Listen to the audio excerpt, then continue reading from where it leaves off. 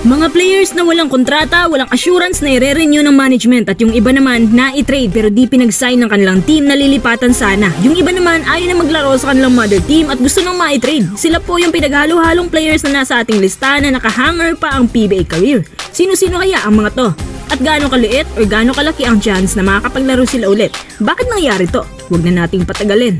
Tara, mga quiz, unahin na natin si Alvin Pasaol. And actually, siya yung pinaka-latest player na iniwan na parang bula dahil si Alvin Pasaol binagsak na ng Meralco kaya libreng-libre na siya na makakapag-sign sa ibang team. Bakit nangyari to sa kanya? Simple lang, dahil sa mga rookies nilang nadagdag gaya ni Cancino. Unang salpak niya dito sa Meralco, ginagamit naman siya, especially yung si Coach Norman Black pang humahawak ng Meralco. Pero since nung may mga bagong rookies nang dumarating at nag-iba na ang gumagawa ng shots para sa kanila, isa si Pasaol sa mga lubang naapektuhan. Binabangko na siya. Ang mas malala, binagsak siya sa roster. Siya din ang masasabi mong latest victim ng masikip na community ng PBA. So totoo lang, may hidden talent to si Pasaol.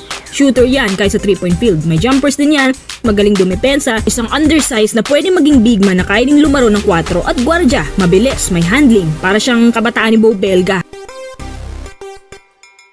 Magandang pagkakagamit sa kanya ng Meralco noon, nagiging komportable na siya kahit may katabaan. Ayon sa spin, si Pasaol pala ay may balak pumasok sa Titan Ultra pero hindi po ito natuloy dahil mas pinili ng Titan na ipag-sign ang 3 players na nasa UFA list din.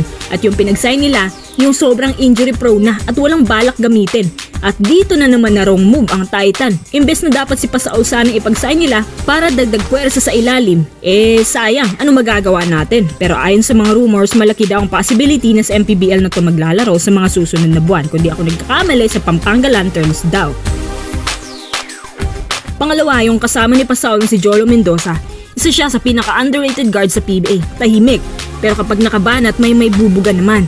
Tumitira siya ng 38% from the field. Satisfying din ang mga pinapakita niya kahit nung nasa Ateneo pa. Naalala ko nung uminit ang kamay ni Mendoza laban sa Meralco. Kaya niyang tumira ng pang long range, hindi nga lang consistent. Pero at least, nabigyan pa rin siya ng chance na makapaglaro sa isang contender team.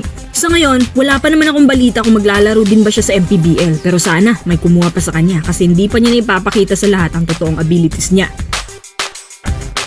Pangatlo, si Justin Chua. Siya yung kasama ni Gio or kapalitan ni Gio sa trade deal. Isang 6'6" big man na nasira ang laro dahil sa sobrang pagka-injury prone. Takaw ang katawan sa mga pilay-pilay ng tuhod at ankles. Medyo okay naman si Chua, may counting shooting, may counting jumpers din. Maayos naman sa rebounds. Ang problema lang dito kay Chua bukod sa injury prone, mabagal sa takbuhan. Laging nakaka-broken defense. Kumbaga, lagi siyang naisahan sa poste. Kaya si Chua, nagiging journeyman sa PBA dahil dito. Imbes na maraming teams ang nangangailangan ng big man pero dahil marami siyang lackings bilang big man kaya kahit salat sila, hindi pa rin susugal sa kanya. May nabalitaan nga ako na kukunin daw sana to ng Ginebra. Kasi nga, ang Ginebra kulang sa big man. Pero nung nalaman na nag-background check ang Ginebra sa kanya, siguro dun pala umatras na. Ayon pa sa Blackwater na pwede naman daw nilang kunin ulit si Chua. Kaso parang si Chua ang ayaw na mismo kaya hinayaan na lang hanggang sa tuluyan na mag-expire ang kontrata niya sa susunod na buwan. Pang-apat, sino pa ba? Si Mikey Williams, siya yung literal talaga na maarte sa team. Gusto niya na nasusunod lagi ang salary cap at bonuses tapos dapat contender team din.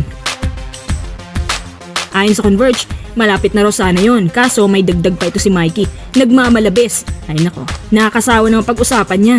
Pang-5, yung player na tinalakay natin kahapon, si Maverick Ahanisi. Hindi ko akalain na magiging ganito ang sasapitin niya sa Ginebra. Nagkaroon pala ng hidwaan sa pagitan niya at ng Ginebra. Yung team na pinangarap niya noon, siyang team pala na gusto niyang layasan ngayon. Bali nangyayari nga po ito dahil sa hindi pagkakaunawaan sa pagbibigay ng playing time.